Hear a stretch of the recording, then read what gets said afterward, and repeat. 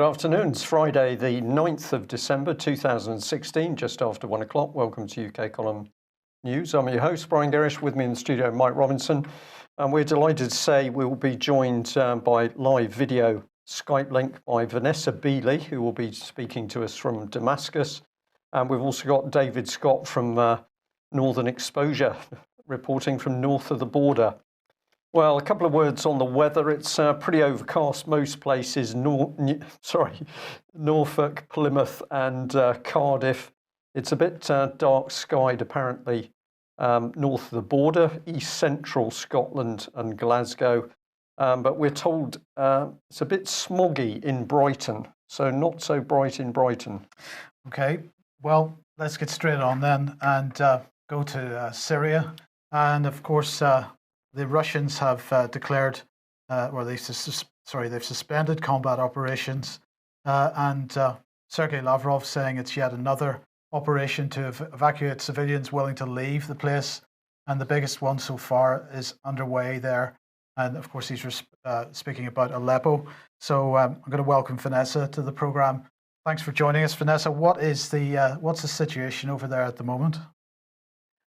Well, the events are sort of escalating, particularly in Aleppo. When I arrived on Monday, there was definitely a simmering excitement, let's say, among the people of Damascus, even then. And when the news started to come in on Monday night of virtually the whole liberation of Aleppo, initially the Syrian TV channels were actually saying all of Aleppo was liberated, and then it was being qualified by Syrian Arab Army spokespeople that the old city had been liberated. Now, this liberation came with some negotiations between Russia and Turkey, is what I understand. I'm not too sure of the details of those negotiations, but basically, as the Syrian Arab Army was advancing into the old city, which, by the way, was expected to be the hardest and the hottest battle, let's say, because it was where they were most tightly embedded.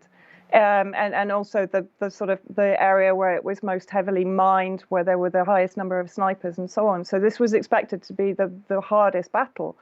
Thanks to the Russian-Turkish negotiations, the majority of those various NATO and Gulf state-funded militants and terrorists, led by Nusra Front, of course, laid down their arms. They surrendered. And so I would definitely see this latest ceasefire, in inverted commas, something that is very much under control of the Syrian and the Russian government, in order to allow the final evacuations of those civilians that have been incarcerated by the various militant and terrorist factions in East Aleppo, for sure. We've seen, one thing we have seen is that the numbers, of course, have been hugely exaggerated by the UN and, of course, by the Western media and Western governments. The numbers that we're seeing of civilians that are actually coming out of East Aleppo are much, much lower than have been broadcasted and amplified by our media, corporate media. And have any of the stories from Eastern Aleppo started hitting the news over there yet? Are we getting any witness testimony from civilians in East Aleppo? Yeah, I mean, and not only witness testimony, Mike, what we're seeing, I mean, the footage that is coming out on Syrian TV is quite extraordinary. I mean, we've seen a full 360-degree filming footage of inside, for example, the eye hospital, which was one of the original Syrian government hospitals inside East Aleppo that was requisitioned by the terrorist groups and turned into basically what looks like an arms store, a sniping tower, everything that we described it to be, but which Western media in their news fakery, of course, has been continuing to portray as a functioning hospital. But the actual film footage is showing the Hell Cannon missile stores, also the medicine stores. I mean, this is extraordinary. More footage is coming out now of how basically the militant factions and the terrorist factions had been stockpiling medicines, food, water supplies, weapons, I mean, everything.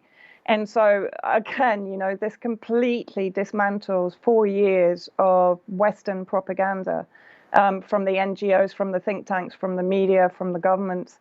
It's quite extraordinary. And then, of course, even we saw the BBC even having to, because they've actually been in Aleppo, believe it or not, since Monday, I believe. They'd gone in the day I arrived, and I went to the Ministry of Information. They told me that the BBC was already there, which is extraordinary. We saw a total of 22 seconds devoted to the liberation of Aleppo on a 1 p.m. news program from the BBC.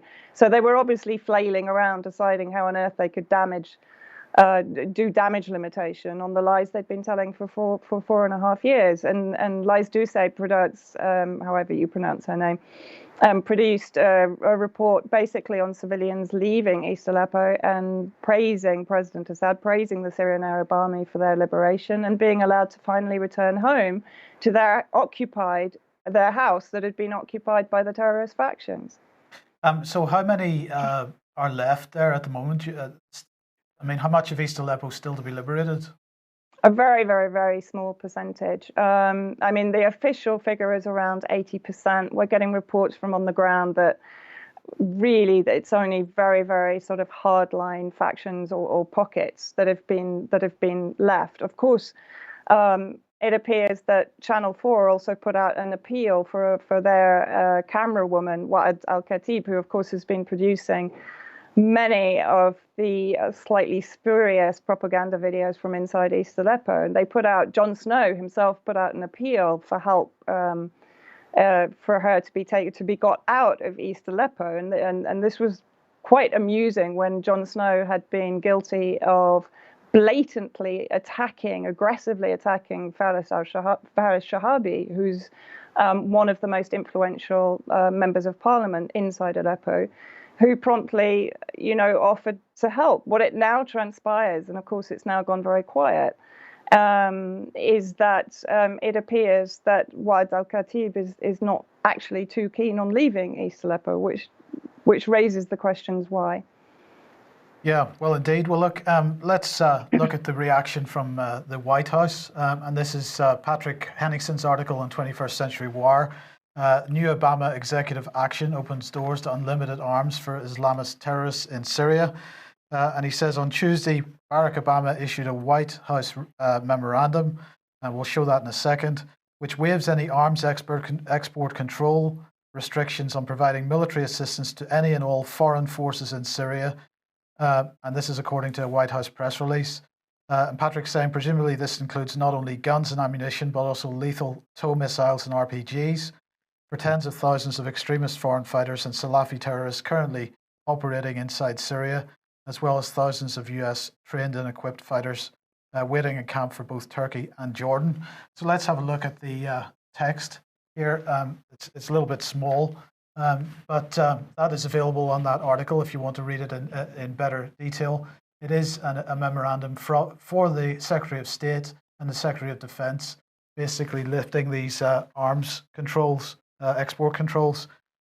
This is a sheer act of desperation by the White House, isn't it, Vanessa? Oh, absolutely. Yeah, absolutely. I mean, it's we're seeing it across the board. Actually, we saw an article from Michael Weiss, who's a known Zionist supporter, on the Daily Beast, basically talking very much along these lines and pushing very hard for what we're seeing now is a hard push for partitioning.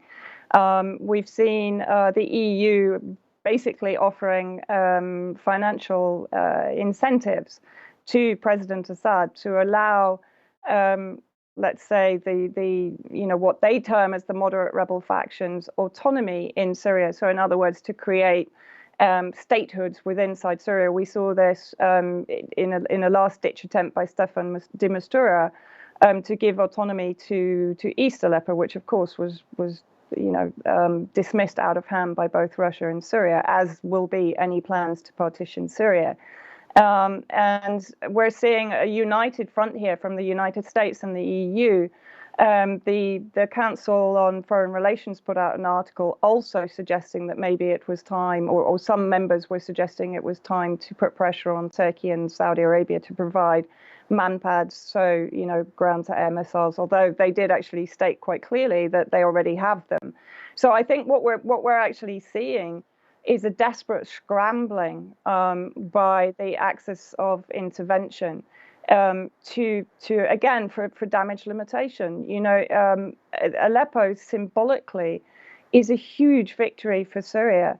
And it will be reflected throughout the rest of Syria. I mean, now what this does is it enables the Syrian Arab Army to move towards Idlib and towards Raqqa to liberate those areas. We're already definitely seeing a reaction from the terrorist factions on the ground. They've started to attack Palmyra again to try and, I think, to distract the Syrian Arab Army back to that front. But Russia has been bombing them and pushing them back towards Deir ez-Zor, which is another sort of major front for the Syrian Arab Army. So we're going to be seeing these attempts to take back control of the narrative, but also of the actual campaign in Syria. I think to a huge extent it's doomed to failure because Aleppo it's such a massive victory. And it's one that is going to enable the Syrian Arab Army to move forwards and to take back the other fronts that are obviously targets for the United States and for the EU.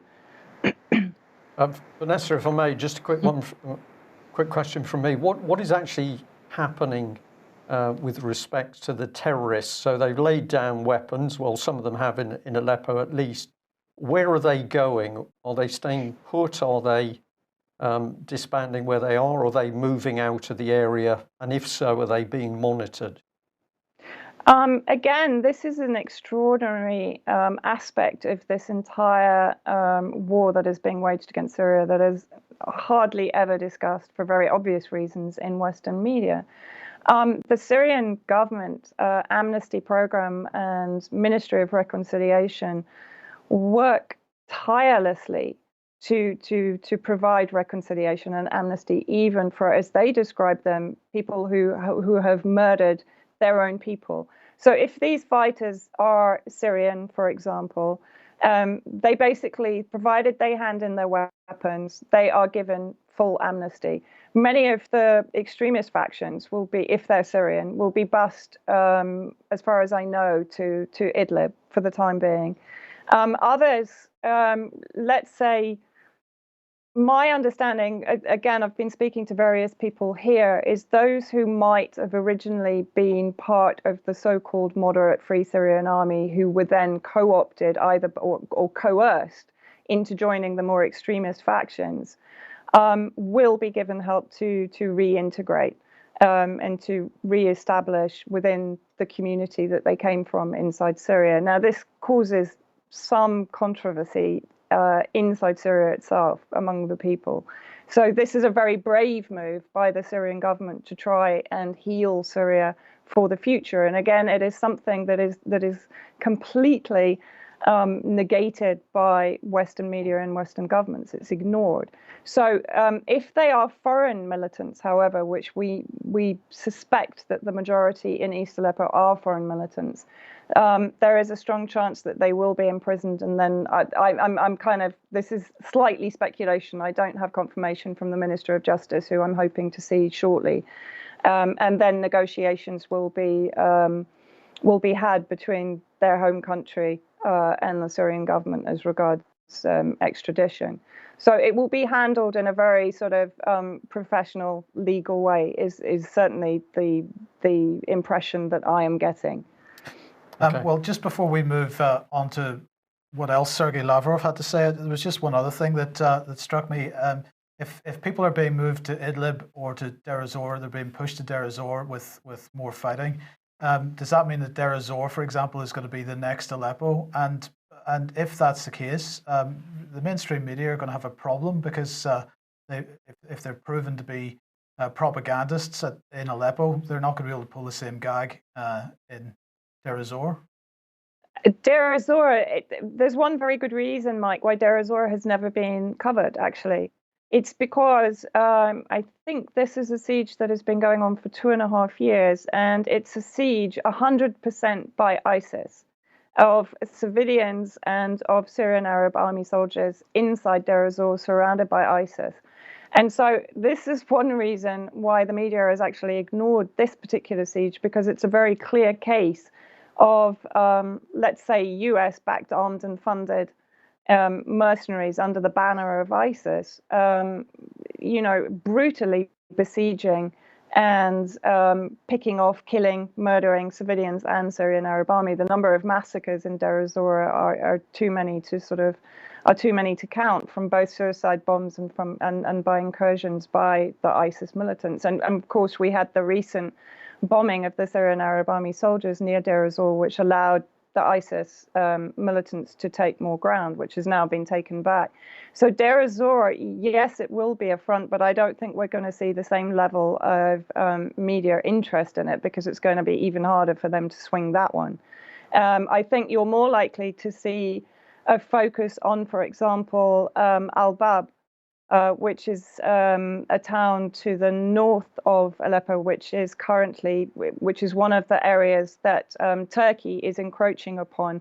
Basically, an area from Raqqa to al-Bab to Manbij, which is to the north and to the east of Aleppo. That, in my opinion, that will be the next front, and that is where you may see the media try and pick up with their sort of siege and starvation narrative again. But it's going to be very difficult for them to retain any degree of credibility after the extent to which their lies have been exposed for the last 4.5 years on Aleppo. I mean, the black box of Aleppo has been found. Yes, indeed. And this comment from Lavrov yesterday, I mean, it's pretty spectacular. He was saying, as for Jabhat al-Nusra, the United States is seeking to spare it. Naturally, we cannot accept that. Al-Nusra is a terrorist organization recognized as such by the United Nations, the United States, Russia, and other countries. It sets one thinking. I can't imagine anybody saying anything stronger in diplomatic terms. What he is saying here is, you guys are supporting terrorists, and we know you are. So, and we're saying it publicly now. So, the mainstream media may be in a bit of difficulty, credibility-wise, but this really puts the Obama administration under the cosh, doesn't it? Absolutely. And I mean, we saw this before, Mike, as I mentioned, with the bombing of the Syrian Arab army soldiers in Deir ez-Zor, which was a deliberate massacre of a national army by the United States coalition, including Britain and Denmark and Australia. And we saw it then that Russia took the very clear position that the United States was aiding and abetting ISIS in this instance. So here we now have them saying, well, actually, you're not only aiding and abetting ISIS, you are doing the same thing with Nusra, which is al-Qaeda. Now, this is something that has been made clear, whether it's through WikiLeaks, whether it's through, through various and extensive documentation, including the Department of Intelligence Agency own redacted documents.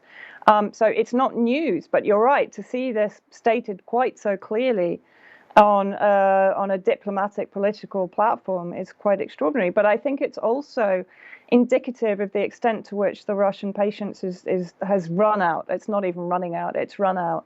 And I think what we are seeing, and I think again what the liberation of Aleppo is particularly symbolic of, is a seismic shift in the paradigm, both geopolitically and just strategically, generally. I think we're seeing a massive shift away from a unipolar globalism focused very much on the United States, to now Russia being seen and perceived as a giant in diplomatic circles, and a giant that is not working from a basis of supremacism and racism and hegemony, but a giant that is very clearly working with a sovereign nation in order to resolve its issues and in order to cleanse it of what is fundamentally a terrorist invasion of a sovereign nation and the negation of the self-determination of the people of that country. And so you're seeing,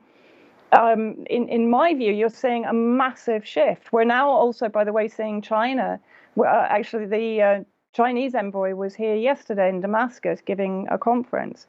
And we're actually seeing China doing what it does best, investing in rebuilding in a very mutually beneficial way. This is not the US that will just come and destroy a country and then plunder its resources and leave it in a failed state, as it has done with Libya and Iraq. We're seeing countries who, yes, they may have their own self-interest in intervening in Syria at the behest of the elected Syrian government, so legally. But we're seeing genuine attempts to rebuild Syria and to invest in Syria in a positive and mutually beneficial way. This is extraordinary. You know, this is going to change the face of our future completely, is my opinion. And one very quick thing I want to say, which I only found out yesterday, is that Russia, at its own cost, is taking children from Syria with their parents, so they're paying for the parents and the child to go to Russia for treatment of either injuries from the war that's been waged against Syria, or even with chronic illnesses. Now, this is something that has not been mentioned anywhere in Western media. Even many of the Syrians I spoke to were not aware of it. This is a huge humanitarian effort being carried out by Russia that has gone completely beneath the radar of our media. Okay, well, look, I want to bring David Scott in at this point because, David, you wanted to bring up Boris Johnson's faux pas, if that's what it was.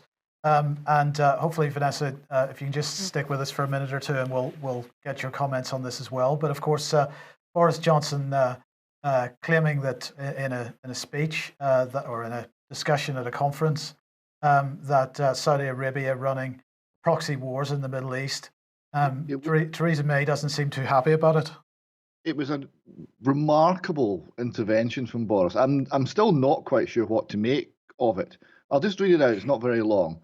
He said, there are politicians who are twisting and abusing religion in different strains of the same religion in order to further their own political objectives. And that's one of the biggest political problems in the whole region. And the tragedy for me, and that's why you have these proxy wars being fought the whole time in the area, is that there is not enough strong leadership in the countries themselves. So this is Boris calling for an end to subdivision and a return to strong national leadership. So this is Boris supporting Assad. No, what is Boris doing? He's actually telling the truth. Is someone not explained to him what's expected of him? Well, the answer to that is no, David, because of course now there are so many lies these people have been told. They're caught out. They don't even know what their own policy is, but they've all got huge egos, so they're going to say the first thing that comes into their head. Certainly, Mr. Johnson. But surely the basis of running a whole series of proxy wars to destabilize a nation is you don't go public and criticize the proxy wars to destabilize nations. It's like, if you're running a Ponzi scheme, you don't tell everyone it's a Ponzi scheme. It's kind of basic. Am I missing something here? Well, I think the only thing we could say is you are making the assumption that Boris Johnson does actually know what is going on. If you were in charge of an operation, would you tell Boris Johnson what you were really doing? Because he's such a buffoon, he could blow any part of it. So I'm going to say I rather think that, of course, he doesn't know what the full agenda is. He might know part of it, but he's a blundering idiot, I think I'm allowed to say, a loose cannon. So he's capable of coming out with all sorts of outrageous comments because the man, of course, is deluded. Vanessa, what are your thoughts? Well, I watched, I struggle to watch Boris at the best of times, but I watched him sort of labor his way through this statement. And I mean, one of the most hilarious things that I think he comes out with is that, I can't do a Boris impersonation, but he basically he basically says, there are no leaders with vision. Well, I mean, this is the most myopic statement and certainly one that we should expect from the likes of Boris when you have leaders like, let's say, Assad, who does have tremendous vision for his country, and also a huge number of opposition members inside Syria who have vast vision for their country, way beyond any sort of restrictions of Western democracy vision, which we know to be flawed beyond belief anyway. So, yeah, I mean, I think this is just Boris not without a clue of what he should really be saying, very much as he was when he was promoting the white helmets blindly. I would ask him, are the white helmets, one, are they still in East Aleppo? Two, are they going to be demining the mines that they planted that are blowing up civilians that are trying to to escape from East Aleppo? That would be my first question to him. So, you know, I think we have Boris here, yes, to a degree, letting the cat out of the bag and demonstrating his own ignorance, perhaps, of the what is going on behind his back, let's say.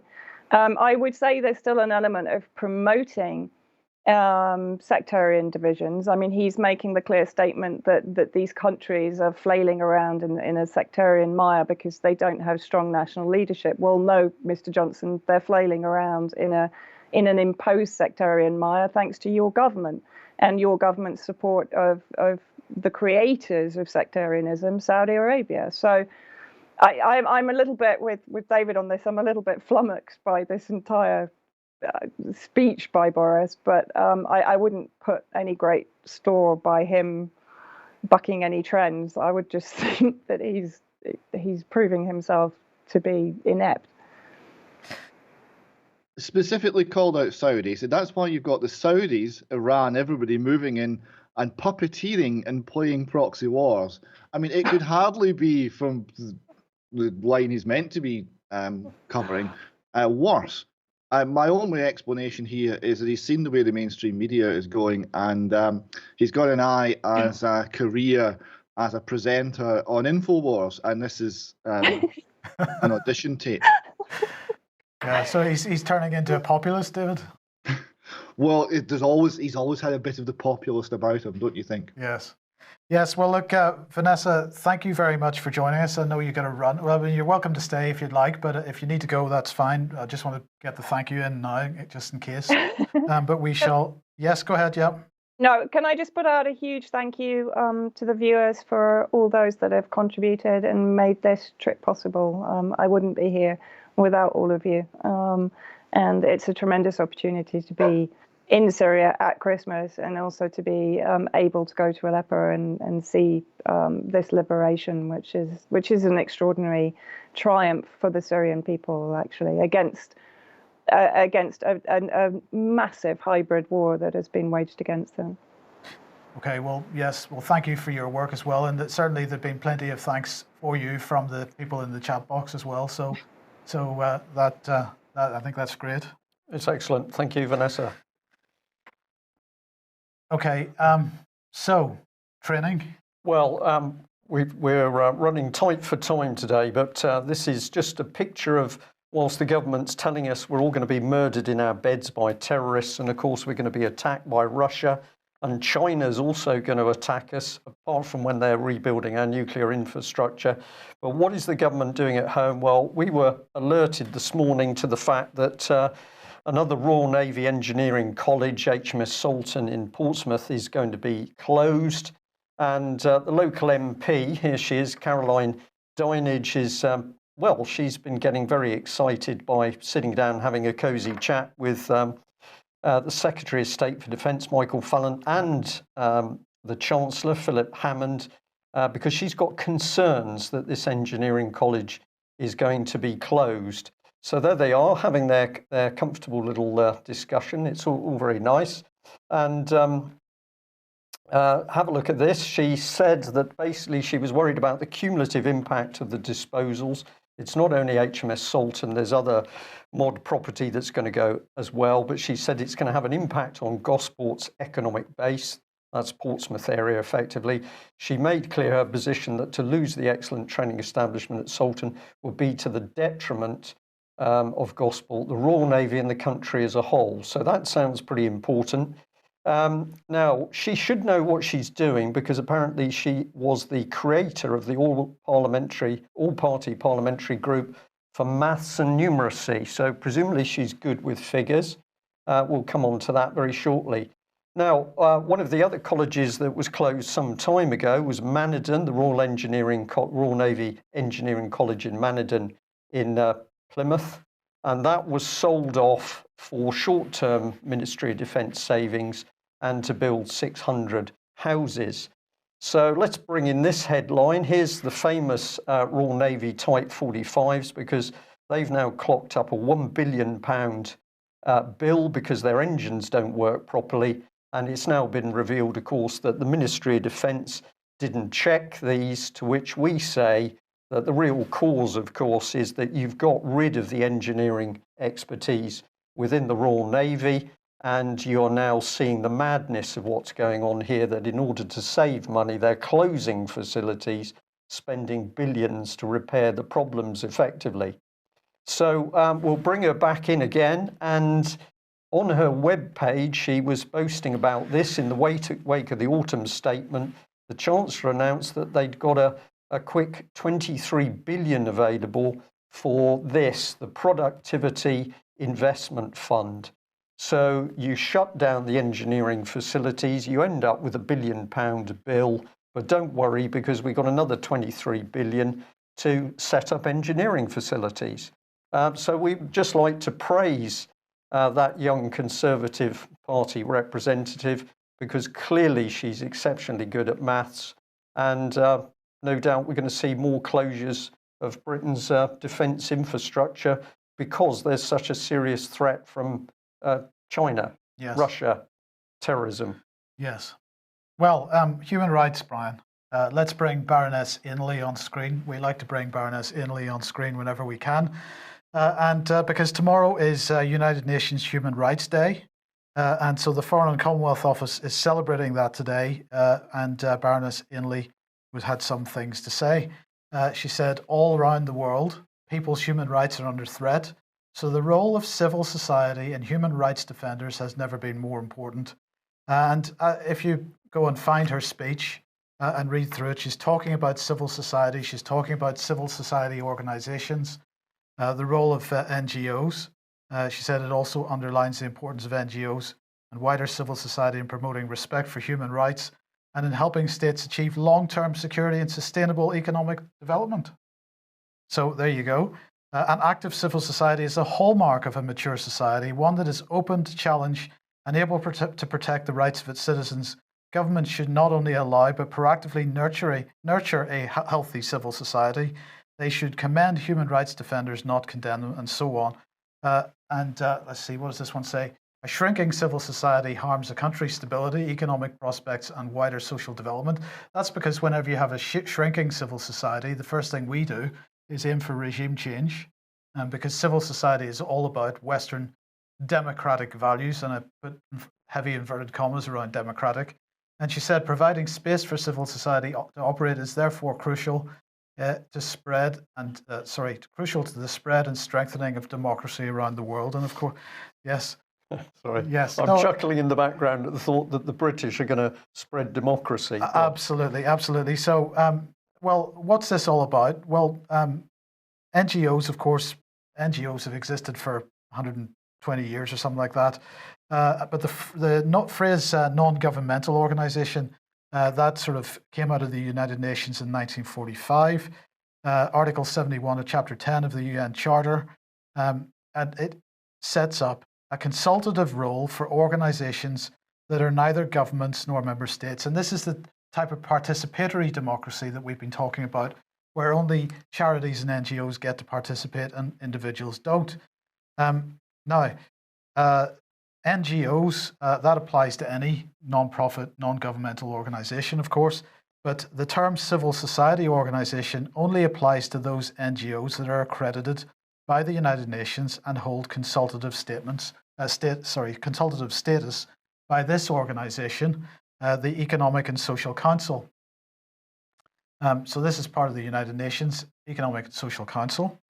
But what they said in 1995 in this document, our Global Neighborhood, which is a United Nations document published by it's a report of the Commission on Global Governance, which is a United Nations funded organization.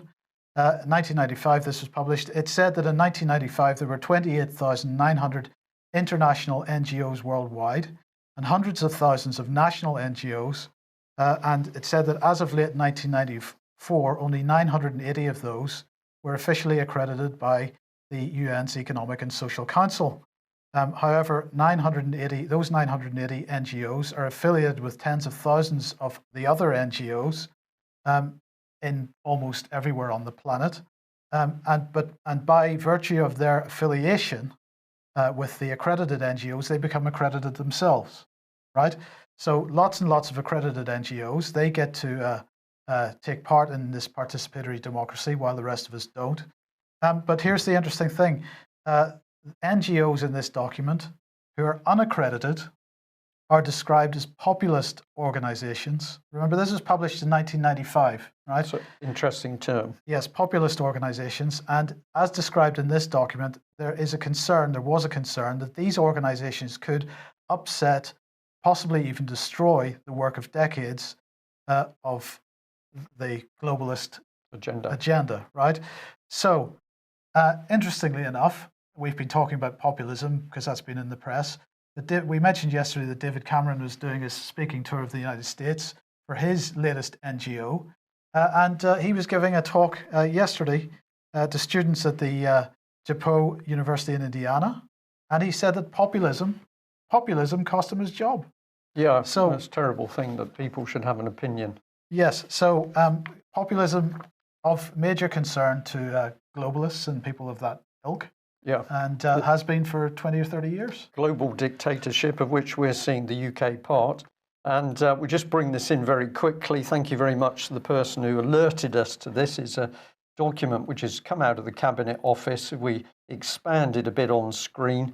This is talking about matters constitutional. Mr. Cayley raises a number of interesting points relating to parliamentary sovereignty. Parliament and government are, of course, two separate branches of the state with separate functions, the judiciary being another. The powers vested in the executive through the royal prerogative or otherwise, and the powers accorded to Parliament are therefore not the same. Within this, Mr. Cayley will be aware that the United Kingdom is a representative democracy in which Parliament is supreme. Parliament can make or unmake any law, and the courts do not have a power to declare a statute unconstitutional and therefore invalid. So we've got the massive conservative lie here that Parliament is supreme, Parliament is sovereign, and this should be seen in the context of David Cameron, who talking to the Conservative Women Group said all he was really interested was making sure that his party, the Tory party, had complete dominance in the political spectrum. That's a dictatorship. And if we're pointing a big stick at Parliament, we better point a big stick in this direction, because I just really couldn't believe this. This is the Daily Mail with a huge feature on this group of people who were apparently having some form of fancy dress parade. I just thought to myself, what would I think about them if I was living on the streets and probably feeling quite hungry? Well, interestingly, we'll be talking about benefits fraud later on, so maybe... Yeah. Yes. I don't know whether the men were worried in this picture, but they tend to sort of strap up their trousers for some reason. But the other thing that caught my eye was this, of course, medal upon medal there with Prince Philip. So we've got Big Al Blackman imprisoned for fighting for crown and country. No medals for him, dripping in medals and a life of luxury for the others. I find it obscene these days. And as I discover more about the lifestyle of our royal family, I find it even more obscene. David, any thoughts? Well, I'd like to go back, if I may, to the comment on the closure of the engineering college. This is really ripping the heart out of the Royal Navy from an engineering point of view. And it's my profession. If you outsource key functions, what happens is you de-skill an organisation. You become more and more efficient at doing less and less, and eventually extremely efficient at doing nothing at all. It's a terminal move that will take the heart out of an organisation. It's fine if it's peripheral matters, if it's payroll or something. But if you're talking about putting a ship into a position and making it operate as a machine, as a fighting machine, then this is absolutely key infrastructure that's been removed, and it seems to be again part of the assault on the Royal Navy that you've covered in so much detail over the last years. Well, David, you're absolutely right on that, and I'll just add that we do get some good reports on particularly the Royal Navy, but we have to be very careful in what we say. The minimum I can say is the reports are of utter chaos within the Royal Navy, and ships which are simply not able to function because either they don't have the skilled engineers on board, or there's problems with spares, or the equipment itself is defective. And yeah, closing down the colleges will make sure, of course, that the Royal Navy simply can't function. Right, a couple of advertisements. We just wanted to mention that next Friday, the 16th, will be the last UK column news of 2016. We've got a lot of work piling up that we haven't been able to do during the year that we want to get done over the Christmas break. So we're taking an extended Christmas break. 16th is the last news, and we will be back on the 4th January. What's next, Brian? Well, we'd like to say a big thank you to all the people who are subscribing to us and those who kindly donated. We do appreciate it. We do also have to say we need more support. What we would like to see is, out of the number of people who are clearly supporting the UK column, it would be wonderful if we had the vast majority of people contributing a little bit, instead of what we see is many people being very generous to us. So I'm going to say thank you to anybody who's contributing in whatever way, but we still need your financial support to do what we do, and we are very keen to expand what we're doing, because as the other side are telling us very clearly, they are now starting to suffer by ordinary people putting out truthful news. So we're being told that what we and many other people are doing is working. We'd like to do more of it. Yes. And we'll just move on and say that we have had some brief contact with the Dochertys. And David, could I just ask if you'd give us a little update as far as you think you can on the subject of the Dochertys? Well, it seems that the children have been taken into care. I imagine that means a permanent care order. We don't know full details yet. The Dochertys themselves are still in a very perilous, parlous condition in Ireland. And the next thing that I'll be doing after this broadcast is going off to transfer some funds so that they can eat this weekend. And those are funds very kindly contributed by UK column viewers. And we will be hoping that we'll be able to get something more permanent arranged so that they're safe. And we can start to help them in more practical and long-term ways, because simply getting them through another weekend is not going to do anything in the longer term. There's a much bigger problem here. I hope to be launching a major article on matters to do with the Docherty case in the next few days that will reveal just how grievous some of the unlawful behaviour by Police Scotland has been, and it just illustrates, I think, what they're facing. It's a breakdown of law and order. That's what they're suffering from. Indeed, an absolute breakdown of law and order. And I'll just say, as I've said to several people, when you think about the suffering of the Dochertys at the moment, what do you say to a couple to console them for the fact that 4 children have been taken away from them when they have done absolutely nothing wrong? What do you say to console Brian and Janice? And the answer is there is nothing you can say. What we have to do, though, is to fight this vicious government system that now thinks it can simply take our children at will.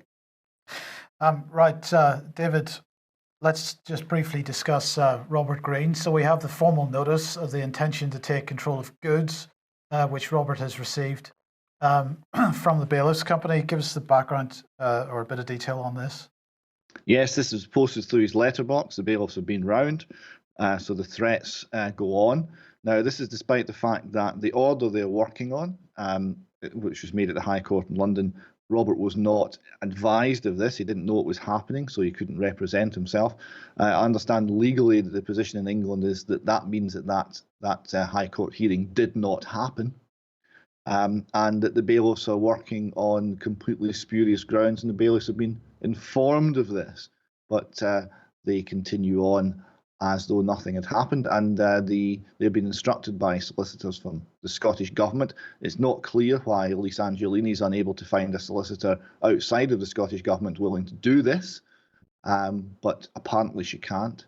The solicitors of the Scottish Government have been informed about the very many things which are wrong with this process, and they've not managed to respond as yet to Robert.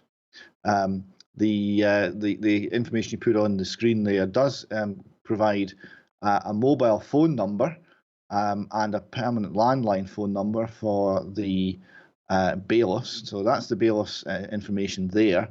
And there's also a mobile phone for the individual officer from that organisation who is posting things through Robert's letterbox.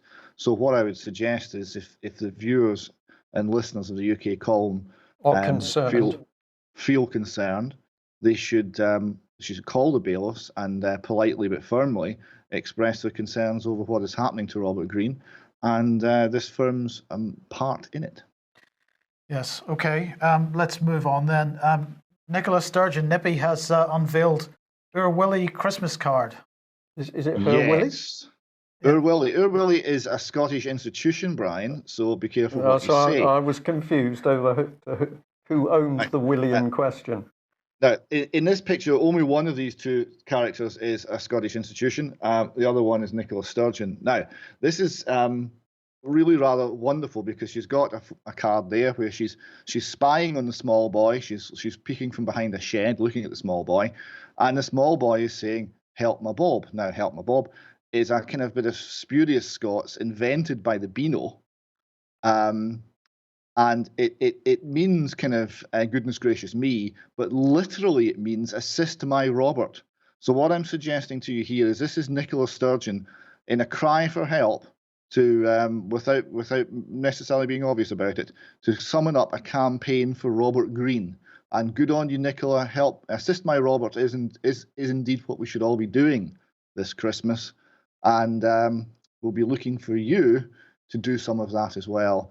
But you can rest assured that there'll be many people assisting Robert. And people starting to take the mickey out of it already. So Danger Mouse here quoting out a version of it, which says the unnamed person gets. Do you want me to translate? I'll translate rather than read out it literally. So there's Nicola Sturgeon's looking at the small boy, and the small boy is going, "Help my Bob." That named person is being intensely irritating. Yes, indeed. So, right, look, David, we're more or less out of time here, so I'm just going to move on quickly to this one, which is Michelle Thompson, and she gave a heartfelt speech. It appears she's an MP in the House of Commons, saying that she was raped at age 14. She did, and it was heartfelt, and it was moving. She described how it happened. She described it with someone she knew, and how she froze and how she didn't tell anybody, and the effects it had on her, and the very long-lasting effects, despite a long and happy marriage, the very long-lasting effects it had on her as a woman.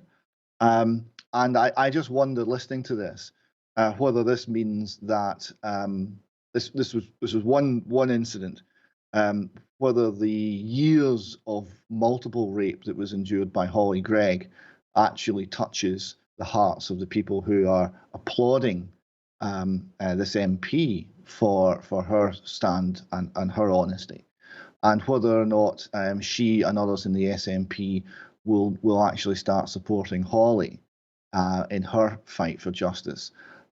Because what happened here was this MP went public, and the very next day Police Scotland says, "We're investigating, we're right on it." And this is what happens when you have power and influence.